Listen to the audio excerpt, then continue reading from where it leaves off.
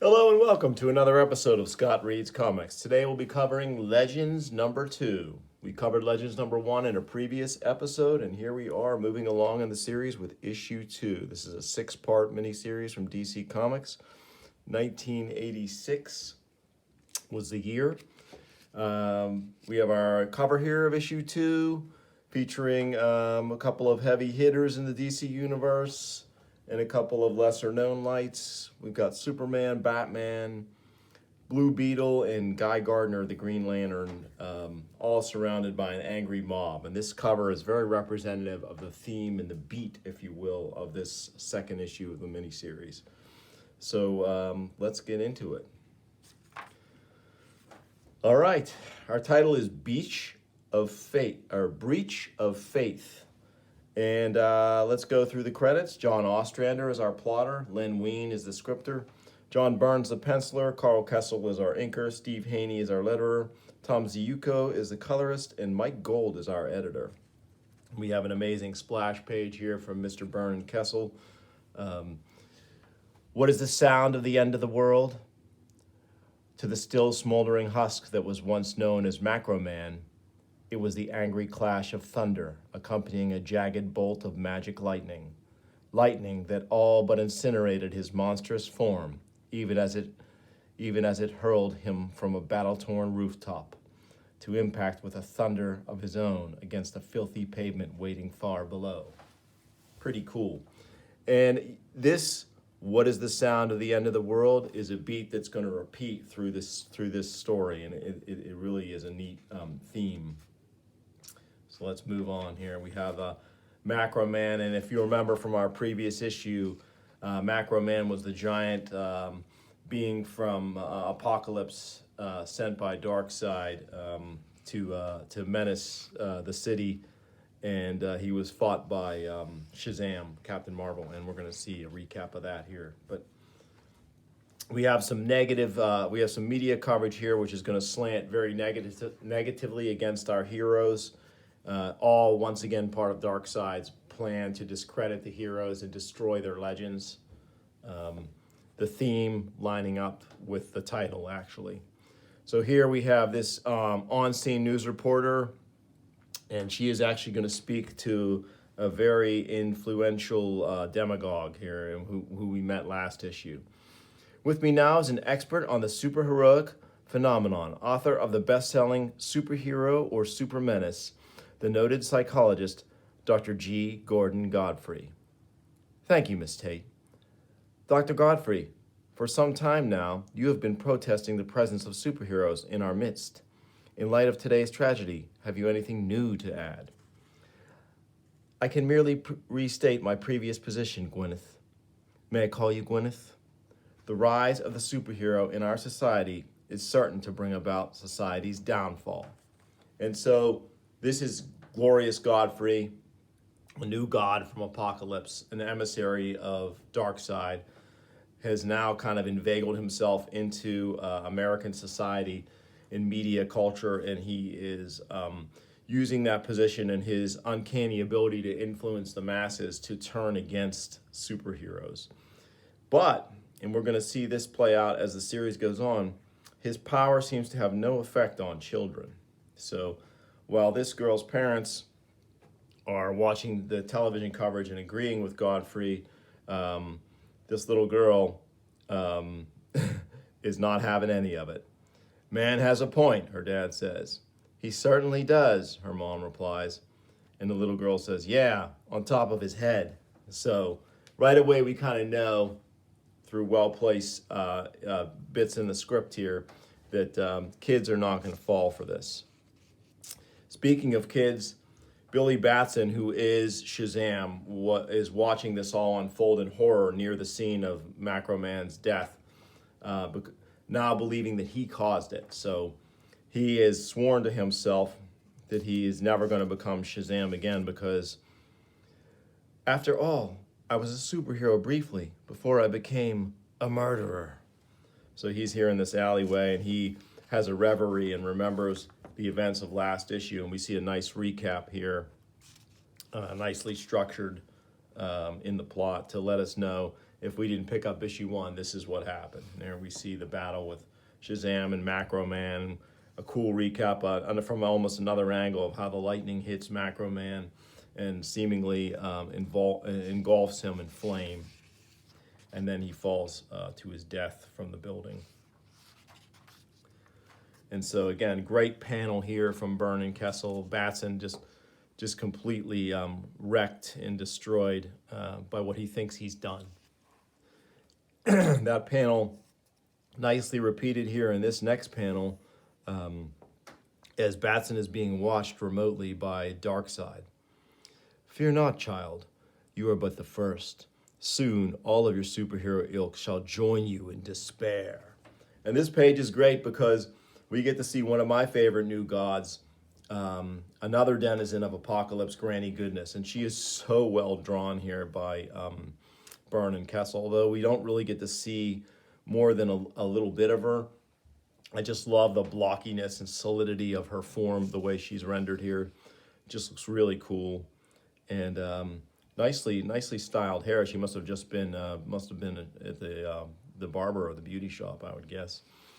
So as Darkseid's watching, they bring this figure in. Some servants bring this strange-looking, featureless figure in. Captain Marvel was one of Earth's noblest beings, and yet see how easily he was crushed. Not by attacking him directly, but by attacking the very heroic ideal for which he stood. Brilliant, mighty Darkseid, as ever, Granny says. Soon now, all of Earth's heroes shall fall before my cunning, and then that pitiful little planet shall finally be mine. And in the background, Desaad says, Master, the animate has arrived as ordered. Splendid, Desaad. Now step away from the android form, so that it might be possessed once more by a certain psionic entity of our acquaintance. Welcome home, Dr. Bedlam. Great 3-panel process here of transformation as this featureless form becomes Dr. Bedlam, who we met in the previous issue, and an original Kirby creation who debuted in Mr. Miracle. If you didn't know what Dr. Bedlam did in issue 1 when he showed up, because it wasn't really fully spelled out, he is able to psionically animate and possess these android simulacra, these forms, and give them life, shape, and power. And he did that with Macro Man. So Macro Man was actually Dr. Bedlam animating an android simulacrum, or homunculus, if you will. And it was a painful process dying as Macro Man, but now he's back. You see, my friend, Macro Man was a specially created organic animate given life by Dr. Bedlam. It was Bedlam who psionically induced Captain Marvel to attempt his transformation, thus triggering the explosives previously implanted in Macro Man's chest, making it appear as if Marvel's magic had slain the giant. So yeah, in that previous issue, when Batson makes that fateful decision to transform back after he's trapped, that was actually psionically influenced by Bedlam. So Bedlam kind of made him make that rash decision. So Bedlam is in a kind of a fugue state after going through this near-death experience, and Darkseid charges Granny Goodness with whipping him back into shape and exit Bedlam and Granny. Thus, phase 1 of Operation Humiliation proves utterly successful. So, my friend, what do you think of man's ultimate nobility now? So Darkseid is addressing someone off panel, and that person responds, my opinions remain unchanged, Darkseid. Your twisted concept of universal order remains little more than a fascistic paranoia. Order must be chosen, never imposed. So here we have the Phantom Stranger. Enter the Phantom Stranger onto the scene. And this will repeat again in the incredible Cosmic Odyssey, which I'd like to cover on the show at some point, where Phantom Stranger kind of jousts with Darkseid. He's a powerful enough entity that he can come and go on Apocalypse at will, and Darkseid, because the Phantom Stranger never directly interferes in Darkseid's machinations, Darkseid doesn't try to harm him in any way. He's actually more interested in engaging him on a philosophical level. in terms of his plans and his overall belief in the way the order of things should be. What you perceive as chaos is actually life's great richness in its infinite variety, the blessings of free will. Romantic dribble, Darkseid rejoins. For most, free will is a burden I intend to alleviate. You are not the first to attempt it, Darkseid, and I fear you will not be the last. So great shot of these two heavy hitters of the DC universe kind of debating philosophy. The Darkseid goes on. On the contrary, stranger, Earth will ultimately destroy its own heroes because those heroes are in the final analysis only human, and mankind has never tolerated any weakness or failure in those it was chosen to worship. Behold, stranger, the second phase begins. I love the way these shots go, too, how they transition between Apocalypse and Earth. And I think one of the reasons this particular center panel works so well is the coloring by colorist Tom Ziuko. It's really great. Like Darkseid has this cool device which actually shows him holographic images of Earth as he's watching things seemingly almost omnipotently. And we see this shot of an Earth city. I think this is still New York because we're about to go back to New York where Brimstone is. And the light blue really sells the idea that this is some kind of holographic image remotely viewed from Apocalypse. And again, very cool use of color here. Well, this is probably an artist choice as well. Just a silhouette of the stranger as he watches with just the two slits of his eyes and the only relief from that black figure. Very cool also, giving the stranger a kind of almost sinister presence. And here we are, back on Earth. I am Brimstone, the fallen angel, come to purge this fragile earth of false gods and graven idols. Come unto Brimstone, sinners, that ye may be cleansed. So here he is, this massive, gigantic figure looming. And almost uncharacteristically, Martian Manhunter recklessly takes to the air to take him on, not realizing initially that Brimstone is composed of living fire. An elongated man warns him. John, wait!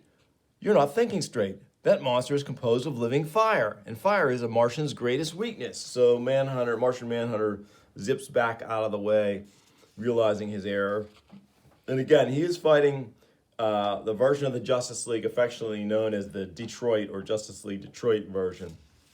And by the end of this series, this iteration of the Justice League is going to be no more. And we're going to see how that develops over the course of the series. But here we have Vibe, current member, using his vibratory powers to unbalance Brimstone. Skrakoom, as he knocks him off his feet. And then Brimstone doesn't like that at all. You mock Brimstone, sinners, but Brimstone shall laugh last. I am the instrument of justice of a dark and angry god, his terrible, swift sword.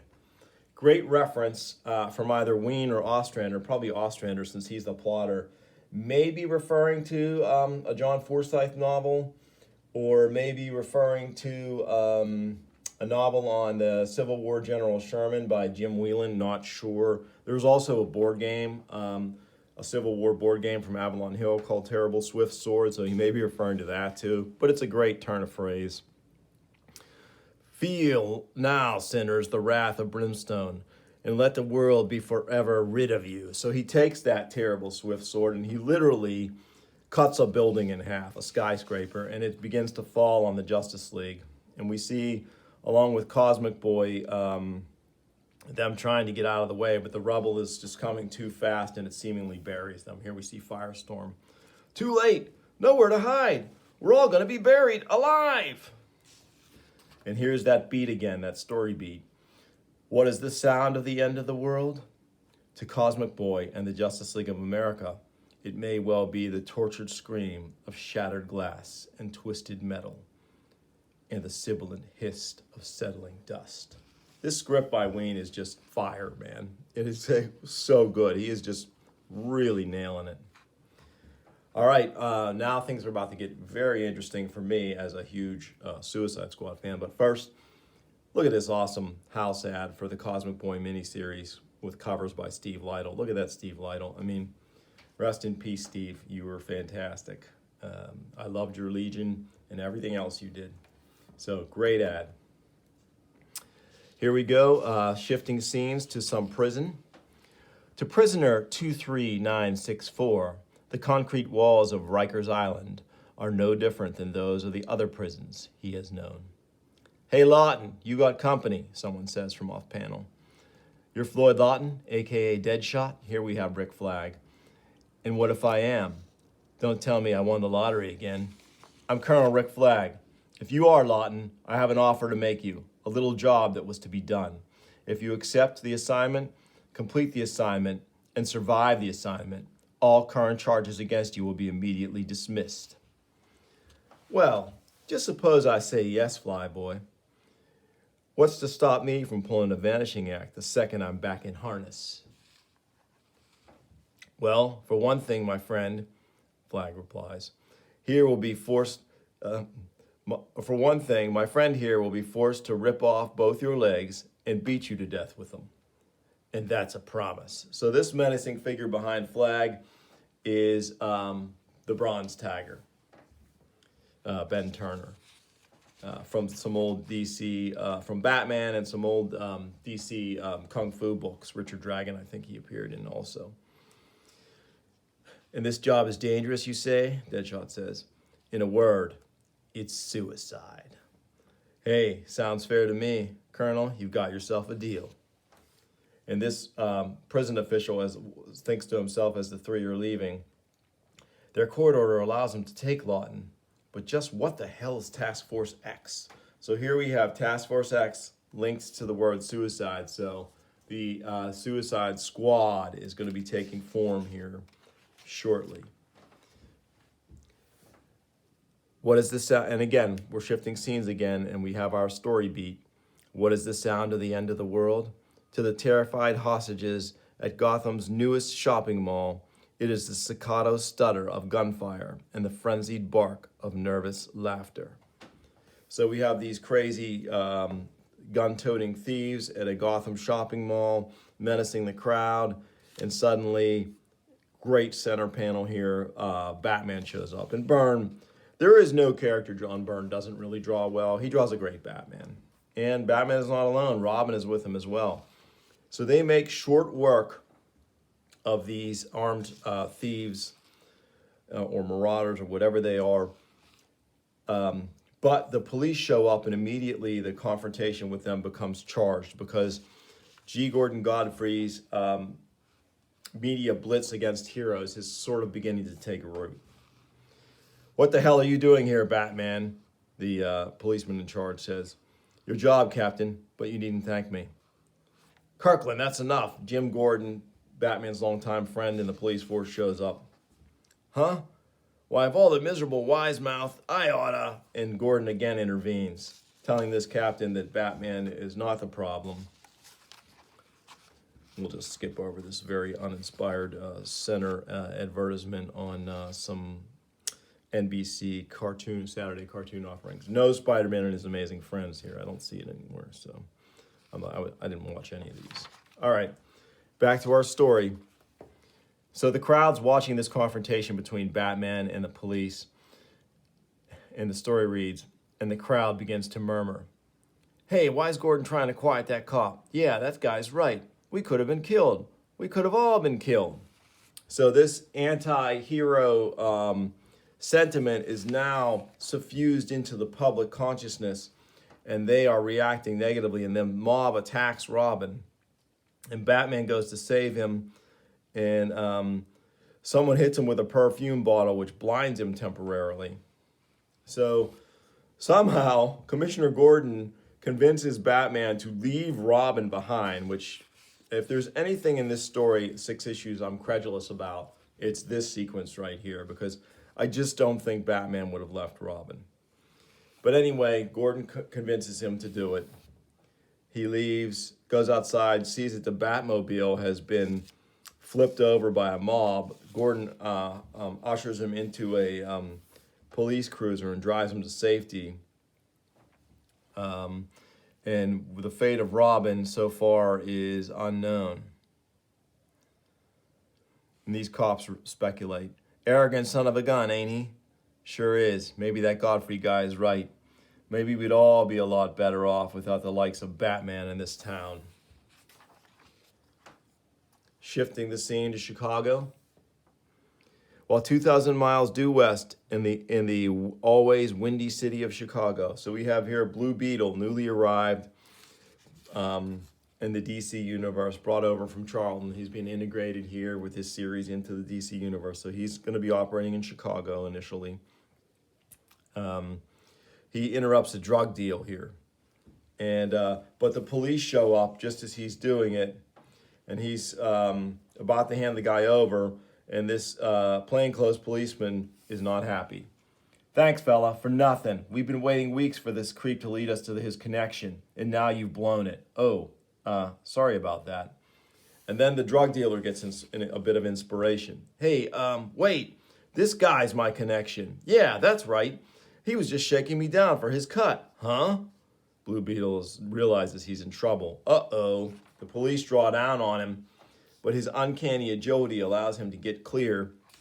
And having his floating bug ship nearby, he brings the rescue line down, grabs it, and just manages to get away, but he is grazed by a shot. They shot at me. They actually tried to kill me, and I was only trying to help. Metal mesh fabric of my costume protected me from the bullet's impact, but this arm is still going to be sore for a few days. Maybe I'd better do some fast rethinking before the Blue Beetle becomes the death of me. So, is now, along with Billy Batson, Blue Beetle considering maybe not being a hero anymore? Is Darkseid's plan really working? We'll see. And our beat continues. What is the sound of the end of the world? To the passengers and crew of Pan World Flight 347 out of Newark, bound for LAX. It is the banshee wail of a ruptured jet engine. Must have caught a bird in the intake. Port engine's blown, and I mean literally, we're going down. And enter onto the scene Guy Gardner, Green Lantern. So he's, along with John Stewart and Hal Jordan, one of Earth's Green Lanterns. A little bit of an acerbic one, pugnacious, very arrogant, full of himself. But he sees this plane, saving this plane as a way to kind of announce himself on the scene again. Exactly the sort of thing I've been looking for, to prove to the world and those wimp ring slingers that Guy Gardner is the only true Green Lantern. So Guy is going to rescue this plane, but a complication occurs. He's stunned by a yellow piece of debris. His ring has an impurity in it, nothing yellow. It can't affect anything yellow. So always an interesting plot twist when that comes up. But he is Guy Gardner. He is possessed of an amazing will. And it's awesome panel by Vernon Kessel here. He creates this gigantic hand, which basically lowers this multi-hundred-ton jetliner down safely onto the freeway. But that creates its own problems. Not necessarily the slickest save in history, but still an impressive one. Hey, you're one of the Green Lanterns, aren't you? Yeah, the only one worthy of the name, Gardner says as he lands. No need to thank me. Thank you? Sucker, we ought to kill you. What, are you out of your mind or something? Parking an airplane on the freeway right in the middle of the rush hour. Folks could have been killed, but they didn't. So what's your problem? So here Gardner is experiencing this anti-hero mania that is now infected the populace of every U.S. city. And unlike some of the other heroes, he is not going to have it. These people are not going to crowd him. They're not going to threaten him. He just uses his ring and the power of his awesome will, knocks them all back, and flies off. You got a problem? Take it up with your congressman. Me, I've got more important things to worry about. And thus the poison grows, the caption says. Here we are, back at Titan's Tower. Titan's Tower on a private island in New York's East River. His vital signs have finally stabilized, Wally. Looks like he's going to be okay. Here we have Cosmic Boy. It looks like he was rescued by the two heroes, Changeling of the Teen Titans and his old teammate, Kid Flash, who is now just the Flash in the wake of the passing of Barry Allen. You in any shape to tell us what happened, fella? Wish I could, Cosmic Boy replies. After I pulled myself out from under that wreckage to find the Justice League had disappeared, I must have staggered around in a daze until you two found me and brought me here. Any word on Brimstone?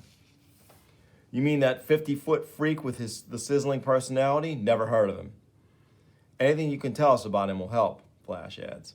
Sorry, Flash, but I don't know much more than you, and right now I have a more urgent problem to attend to. The lady I love is out there somewhere in the middle of all this insanity, and I've got to find her before it's too late. So Cosmic Boy, using his Legion flight ring, exits Titan's Tower, looking for his girlfriend, Night Girl. He and she are visiting, if you didn't watch last episode or read Legends #1, those two are visiting from the 30th century here back to the 20th century.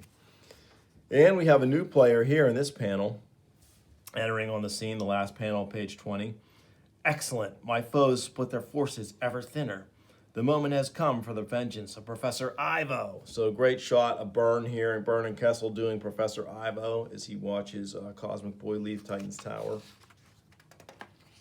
And now, for the first time, we go to the White House. Since before the British tried to set the torch to it in 1814, Washington's legendary White House has served as home and hearth to America's chief executive officer. So here we have our president, Ronald Reagan, at the time, and Byrne and Kessel do a very nice rendition of Reagan here. Well, this is certainly quite a mess now, isn't it? Protest, rioting, burnings in effigy. Frankly, Superman, it's getting out of hand. And we have our first shot of Superman. Certainly, you don't believe my fellow superheroes are responsible for this madness, do you, Mr. President?